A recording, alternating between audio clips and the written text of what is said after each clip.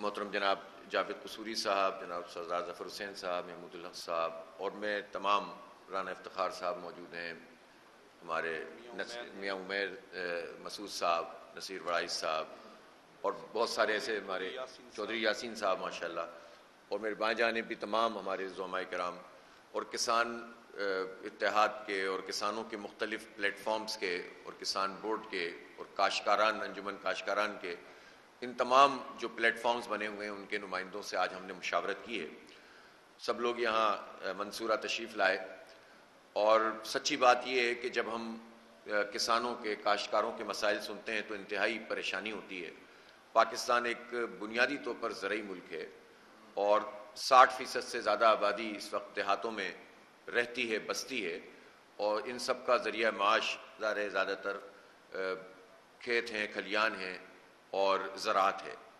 لیکن بدقسمتی یہ ہے کہ یہ ایک ہی شعبہ تھا کہ جو قدرے بہتر تھا، ہوا کرتا تھا، لیکن گزشتہ سال جو پالیسیاں اختیار کیں خاص طور پر پنجاب حکومت نے، اس کے نتیجے میں زراعت کے شعبے میں بھی ہم پیچھے چلے گئے۔ یعنی جو پچھلے سے پچھلے سال ہماری گروتھ تھی زراعت میں وہ 6.5% تھی، لیکن گزشتہ سال جو یہ فسکل ایئر ختم ہوا تو یہ زراعت کی گروتھ صرف 0.5% رہ گئی۔ آپ اندازہ کر سکتے ہیں کہ کتنے 100% زراعت کے شعبے میں انہوں نے کمی کر دی۔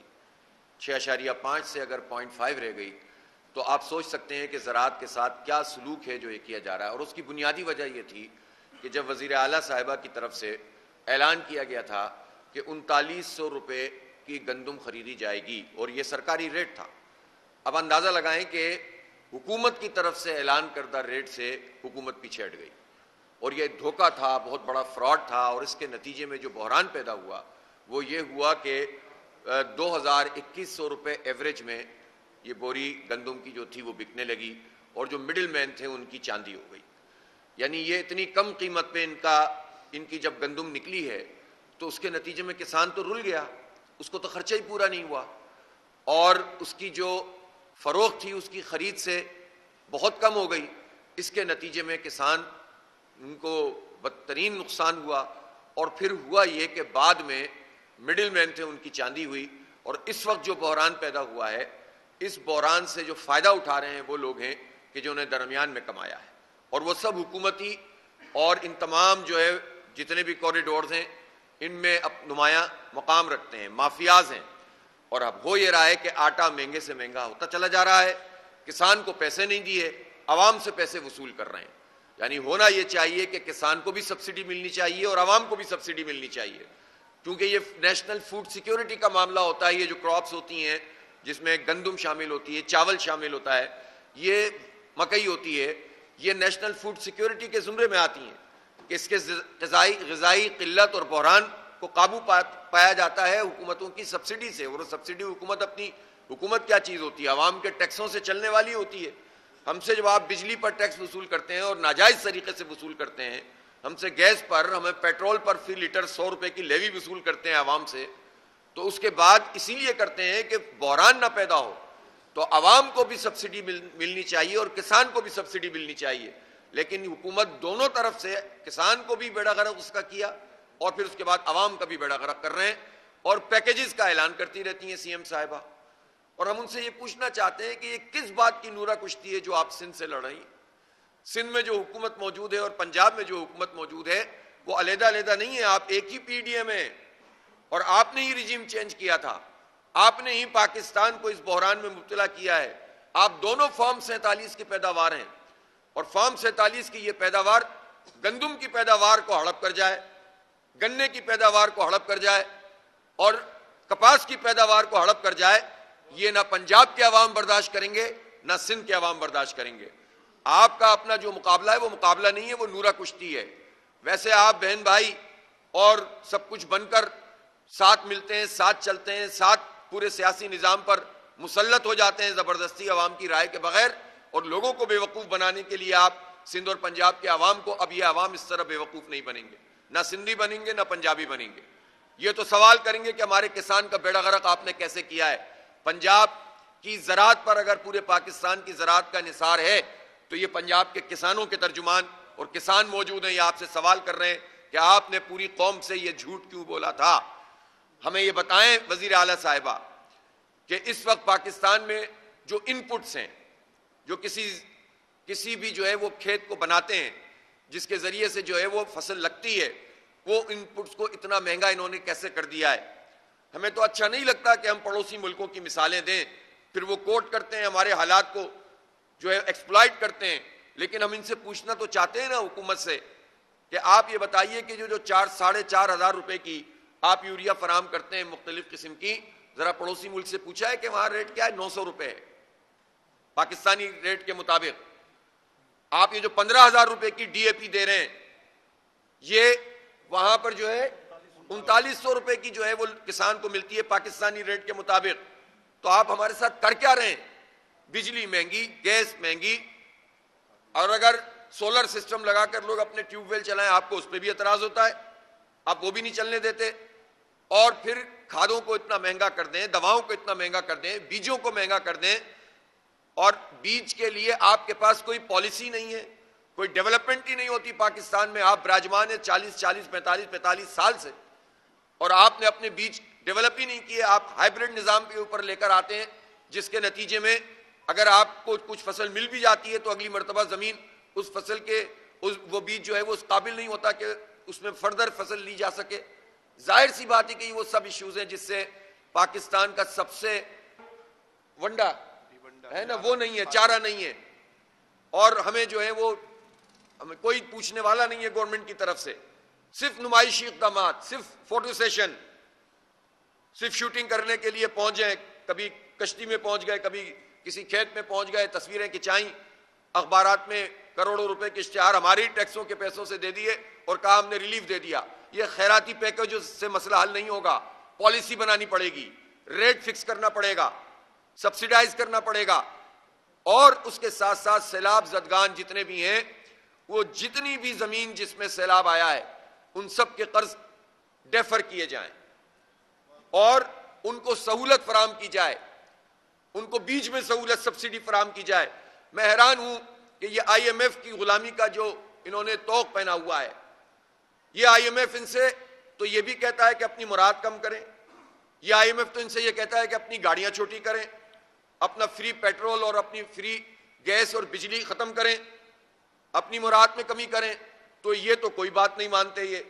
لیکن اگر آئی ایم ایف یہ کہے کہ اپنی ڈیوٹی بڑھا دیں یوریا پہ اور ان پٹس پہ، تو اس کے لیے یہ حکمران طبقہ تیار ہو جاتا ہے۔ ہم آئی ایم ایف کی بھی اس مطالبے کی مذمت کرتے ہیں، اس وقت تو پورا ملک ایک بحران کا شکار ہے، اور آئی ایم ایف کے غلاموں کی بھی مذمت کرتے ہیں کہ یہ اس طرح سے جو عوام دشمن فیصلے ہوتے ہیں وہ تو قبول کر لیتے ہیں، اور بزنس دوست فیصلے ہوتے ہیں ان کو قبول کرنے کے لیے یہ تیار نہیں ہوتے۔ لہٰذا متحد ہو کر انشاءاللہ مقابلہ کرنا ہے۔ تو 24، 25، 26 تاریخ کو کسان بچاؤ پاکستان بچاؤ روڈ کارواں نکلے گا پنجاب میں، اور اس کا دائرہ ہم بڑھاتے رہیں گے، اور یہ سب لوگ اس بات کے لیے تیار ہیں اور یہ تائید کر رہے ہیں کہ اگر حکومت نے کوئی پراپر پالیسی اور ریٹ فکس نہیں کیا گندم کا 4500 روپے، تو پھر پورے پنجاب بلکہ پورے پاکستان سے لوگ نکلیں گے۔ اور ہم اس پالیسی کو بھی نہیں مانتے یہ جو صوبوں کی حد بندی کر دیتے ہیں گندم میں، ضلع بندی نہیں چاہیے، صوبہ بندی اور ضلع بندی جو انہوں نے اس طرح سے کر کے بیڑا غرق کیا ہوا ہے سب، اب تو صوبہ بندی ہمیں نہیں چاہیے، بین الصوبائی پابندی کو ختم کیا جائے۔ یہی مطالبہ کے پی والوں نے کیا ہے، یہی سندھ والوں نے کیا ہے، اور یہی پنجاب کے لوگ کر رہے ہیں۔ یہ پنجاب پر رکھ کر کھیلنے کا سلسلہ بند کر دیں madam prime minister, madam chief minister. ویسے تو خیر پتہ نہیں لوگ یہ بھی کہتے ہیں کہ میں نے جو غلطی سے کہہ دیا ہے، اصل میں لوگ یہی کہتے ہیں، لیکن چلیں لوگوں کو کہنے دیں، آپ پرائم منسٹر ہوں یا چیف منسٹر ہوں، ہیں تو فارم 47 والی، تو اس سے فرق کیا پڑتا ہے؟ اس لیے آپ سے ہم کہنا چاہتے ہیں کہ آپ یہ کام نہ کریں، آپ فوٹو سیشن پر اور آپ جو ہے وہ اشتہارات پر پالیسیاں اور پورا نظام نہیں چلائیں، بلکہ کسانوں کو سہولت فراہم کریں، اور اس کے لیے ہم سب مل کر متحد ہو کر انشاءاللہ جد و جہد کریں گے۔ اور جماعت اسلامی کسانوں کے ساتھ کھڑی ہوئی ہے۔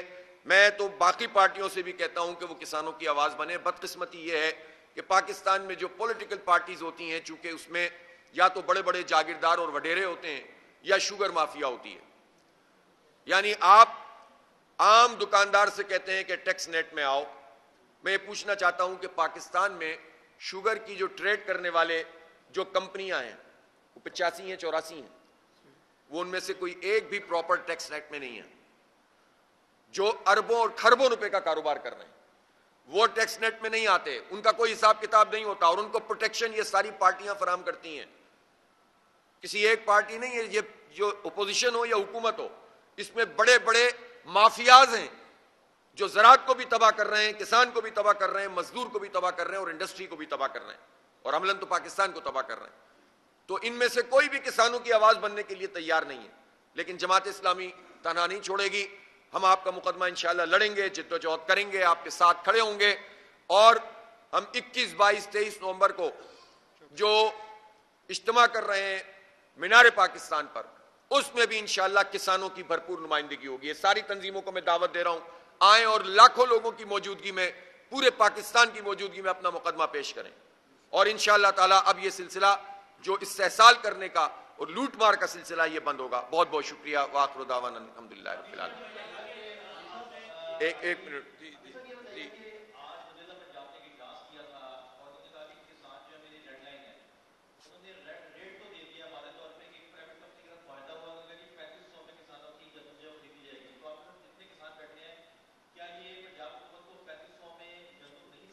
یہ 4500 ان کا ریٹ ہے, 4500, اور یہ 3500, اور یہ کمپنیاں یہ سب ریجیکٹ کرتے ہیں, درمیان کی کمپنیاں سب مسترد کرتے ہیں. 4500 ریٹ ہونا چاہیے, ڈائریکٹ گورنمنٹ کو لینا چاہیے, اور جو پچھلا نظام تھا اس کے مطابق ہونا چاہیے. ایسا ہی ہے جناب. جی 3500 روپیہ اگر 4500 ریٹ نہ ہویا تو گندم کاشت نہیں ہوئے گی.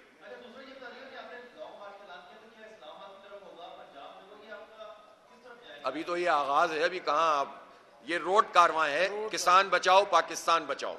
دیکھیں یہ کوئی سیاست بازی نہیں ہے, یہ اب زندگی موت کا مسئلہ ہے.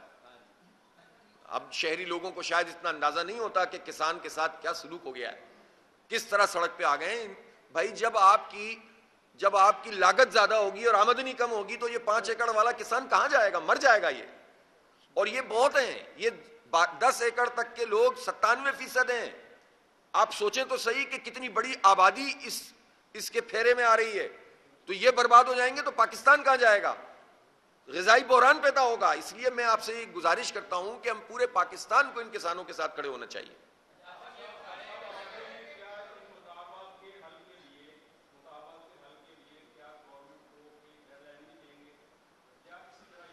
پہلی ڈیڈ لائن تو یہ 24, 25, 26 ہے. جی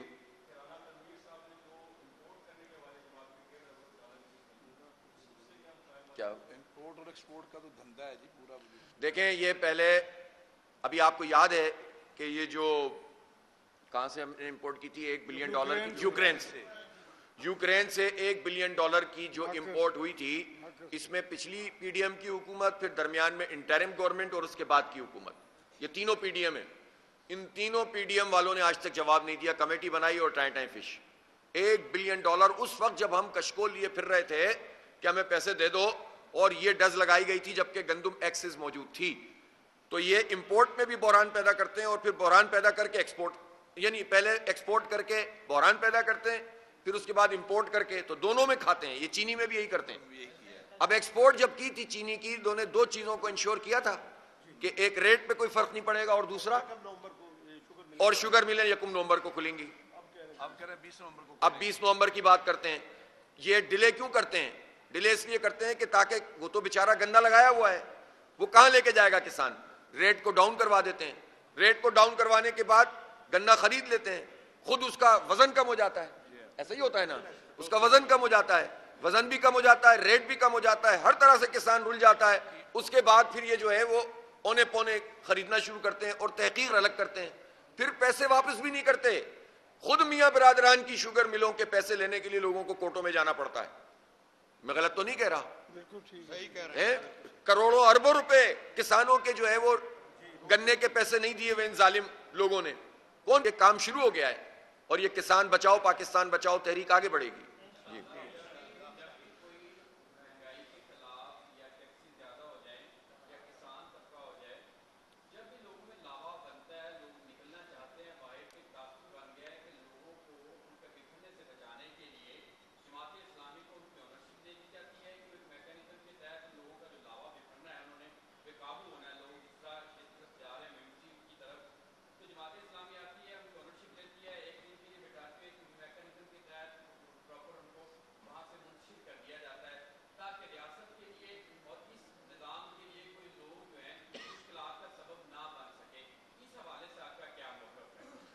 اچھا دیکھیں یہ سوالات ظاہر ہے ہر وہ فرد کرے گا جس کو کسانوں سے پریشانی ہوگی, مزدوروں سے پریشانی ہوگی, عوامی ایشوز پر جب بھی کوئی سیاست کی جائے گی یا بین الاقوامی ایشوز پر جب بھی, جس کا یا تو امریکہ کے خلاف کوئی سیاست کی جائے گی اس پر پریشانی شروع ہو جاتی ہے لوگوں کو, چاہے حکومت ہو یا اپوزیشن, یا عوام کے لیے, بجلی کے لیے, گیس کے لیے, کسان کے لیے کوئی پارٹی آواز اٹھائے یعنی جماعت اسلامی, تو لوگوں کو پریشانی شروع ہو جاتی ہے اور اس طرح کی باتیں چلانا شروع کرتے ہیں. ہم تو پوچھتے ہیں بھائی انہوں نے خود کیا کیا؟ جو بھی یہ بات کر رہا ہے اس سے پوچھو بھائی تم نے وہ لاوا تم پکاتے کیوں نہیں ہو؟ اس لاوے کو تم کیوں باہر لے کر نہیں آتے؟ تم کسانوں کی آواز نہیں بنتے, تم مزدوروں کی آواز نہیں بنتے, تم غزہ کی آواز نہیں بنتے, تم امریکہ کی مذمت نہیں کرتے, تم جو ہے وہ سامراج کے خلاف بات نہیں کرتے, اور جو بجائے اس کے کہ حکومت پہ دباؤ ڈالو, جو آواز بن رہا ہوتا ہے اس کے خلاف تحریک شروع کر دیتے ہو. تو کون ہے سامراج کا ایجنٹ اور کون ہے ریاست کا ایجنٹ؟ ریاست کا وہ ایجنٹ ہے جب بھی کسان کی بات کی جائے بلبلا جائیں لوگ, جب بھی مزدور کی بات کی جائے لوگ بلبلانے لگیں, جب بھی بجلی کے قیمت کم کرنے کی اور آئی پی پیز مافیا کے خلاف بات کی جائے لوگ مہم چلانے لگیں. تو اس کا مطلب یہ ہے کہ ان سارے لوگوں کے ایجنٹ کون ہیں اس کو تو آپ سب لوگ جانتے ہوں گے, میڈیا کے لوگ. اس لیے جماعت اسلامی تو عوام کی بات کرتی ہے. پاکستان میں عوام کی پالیٹکس صرف جماعت اسلامی کرتی ہے, باقی کوئی کر ہی نہیں رہا. تو اس لیے ہمیں کرنے دیں یہ کام تاکہ عوام کا بھلا ہو جائے, کسان کا بھلا ہو جائے. صاحب وہ کہتے ہیں کہ احتجاج کا کوئی نتیجہ بھی نکلے گا, یہ سوال تھا درسوں کا. نکلے گا, جب عوام نکلتے ہیں تو نتیجہ بھی نکلتا ہے. آپ دیکھیں نا, لوگ چلاتے رہے, چیختے رہے, آئی پی پیز کے خلاف ہم نے بات کی, دھرنا دیا, احتجاج کیا, کمیٹی بنی, ڈیلے ہوا, لیکن بالآخر 7-8 روپے تو کم کروائے نا. اور پنجاب میں تو آپ کو یاد ہے 14 روپے فی یونٹ کم ہوئے تھے 2 مہینے کے لیے, ہم نے اس کو بھی ریجیکٹ کر دیا تھا. اور ہم ہی تو ہیں جو اس پر بات کر رہے ہیں. میں پوچھنا چاہتا ہوں پاکستان میں یہ political parties I P Ps mafia کے خلاف بات کیوں نہیں کرتی, کوئی بھی حکومت میں ہو یا اپوزیشن میں ہو؟ اس لیے کہ یہ آئی پی پیز مافیا ان سب پارٹیوں میں بیٹھے ہوئے ہیں. یہ کسانوں کی بات کیوں نہیں کرتے؟ اس لیے کہ شوگر مافیا ان پارٹیوں میں بیٹھے ہوئے ہیں. یہ کسان کی بات اس لیے نہیں کرتے کہ بڑے جاگیردار یا تو وہ ہوں گے یا وہ مافیاز ہوں گے جو گندم اور سیاست کی ایکسپورٹ امپورٹ پر کک بیکس لیتے ہیں. تو اس لیے جب خود نہیں کر سکتے تو جو کرتا ہے اس میں پریشان ہو جاتے ہیں. جناب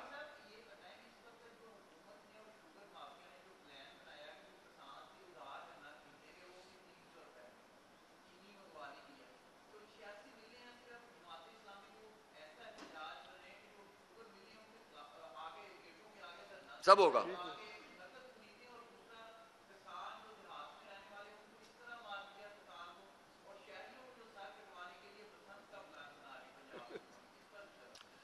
ٹھیک ہے, یہ سب باتیں آپ کی بالکل ٹھیک ہیں, اور جب احتجاجی تحریک شروع ہوگی تو ان میں سارے آپشنز ہمارے پاس موجود ہیں, اور ہم انشاءاللہ تعالیٰ ایک کارکن کے طور پر ان کے ساتھ کھڑے ہوں گے, کسانوں کے ساتھ.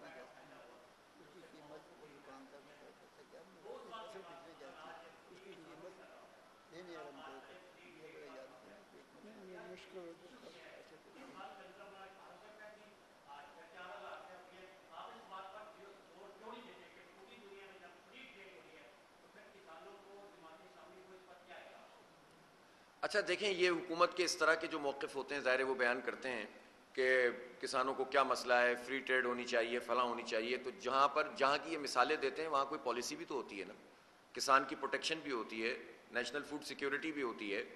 اب مثلاً میں آپ سے بات کروں کہ چائنا میں 40 کراپس کی ریٹ 2026 کے ابھی سے طے ہو گئے, بلکہ اس سے بھی آگے کے طے کیے ہوئے انہوں نے.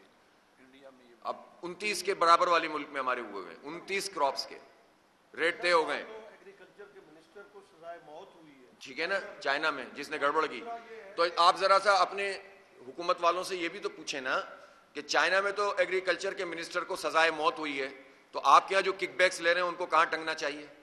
تو کسانوں پہ سارا زور چلتا ہے, اپنی بات نہیں بتاتے, نہ پالیسی بناتے ہیں, نہ ادارے بناتے ہیں, نہ اپنی پالیسی میں جو ہے وہ استحکام لاتے ہیں, نہ لوگوں کو سہولت فراہم کرتے ہیں. بجلی آپ کس ریٹ پہ فراہم کر رہے ہیں؟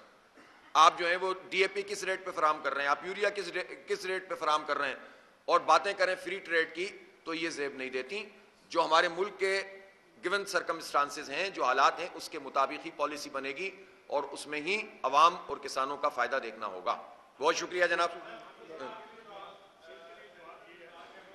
ایک منٹ.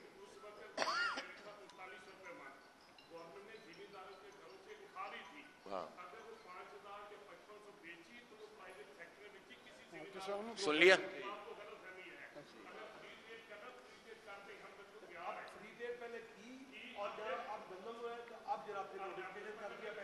وہ یہ کہہ رہے ہیں کہیں پر ٹک تو جائیں. ہاں بس سمجھ گئے. وہ یہ کہہ رہے ہیں فری ٹریڈ کرنی ہے تو پھر وہ پالیسی بنائے نا. آپ پہلے ایک کام کرتے ہیں, پھر وہ ہٹا لیتے ہیں, پھر دوسرا کام کرتے ہیں, تو اس سے فائدہ بھی چند ہی لوگوں کو ہوتا ہے, عام لوگ رل جاتے ہیں. یہ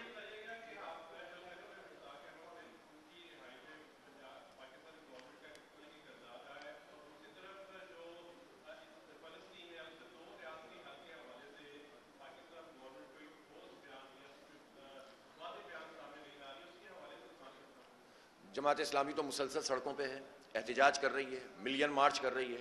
آپ نے دیکھا لاہور میں کتنا بڑا مارچ ہوا, پھر اس کے اگلے ہی دن کراچی میں کتنا بڑا مارچ ہوا. ہر جگہ ہم نے یہی بات کی ہے حکومت سے کہ آپ اس سے پیچھے ہٹیں. ریاست ایک ہی ہے جو فلسطین کی آزاد ریاست ہے. دو ریاستی حل کا مطلب انڈائریکٹلی آپ اسرائیل کو ایک طرح سے ریکگنائز کر رہے ہوتے ہیں, جو پاکستان کو زیب نہیں دیتا. جہاں تک سینیٹر مشتاق احمد خان صاحب ہیں, وہ اللہ نے چاہا تو ایک دو دن میں تشریف لے آئیں گے اور سب لوگ ان کا استقبال بھی کریں گے. ظاہر ہے کہ وہ اس گلوبل سموتھ فلوٹیلا کا حصہ تھے کہ جس کو اسرائیل نے روکا, پھر گرفتاریاں کی اور خود ان کے ساتھ تشدد کیا اور غیر انسانی سلوک کیا, جس کی ہم اسرائیل کی بھی مذمت کرتے ہیں اور اسرائیل کے سارے دوستوں کی بھی مذمت کرتے ہیں, امریکہ کی بھی مذمت کرتے ہیں کہ اس کی وجہ سے یعنی جو نہتے لوگ تھے جو صرف غذا دینے کے لیے پہنچے تھے, ان کے ساتھ یہ سلوک کیا ہے. تو بہرحال ہم نے حکومت سے رابطہ کیا تھا, پرائم منسٹر سے میں نے خود بات کی تھی اور ہم نے وزیر خارجہ صاحب سے بھی, جو نائب وزیر اعظم ہیں, ان سے بھی بات کی تھی. انہوں نے انڈائریکٹ چینل کے ذریعے بات کی تھی اور اس کے نتیجے میں بہرحال وہ اب اس وقت جارڈن میں ہیں اور واپس بھی آ جائیں گے. تو جہاں تک اس کا تعلق ہے, ٹھیک ہے, حکومت نے اپنا جو کردار ہے وہ ادا کیا ہے, لیکن سچی بات یہ ہے کہ جس طرح سے پاکستان کی طرف سے ایگریسولی ان تمام چیزوں میں بات سامنے آنی چاہیے, اس میں پاکستانی عوام مجھ سے کہیں زیادہ توقع رکھتے ہیں. آج میرا یہ موضوع اس وقت نہیں ہے, یعنی کیونکہ اب یہ سارے ہمارے کسانوں کے دوست موجود ہیں اور ایک پرٹیکولر موضوع ہے. تو کل اسلام آباد میں انشاءاللہ ایک بہت بڑی ریلی ہوگی, میں اس سے خطاب کروں گا, وہاں آپ کو سارے سوالوں کا جواب دوں گا. کسانوں کے لیے جی ہم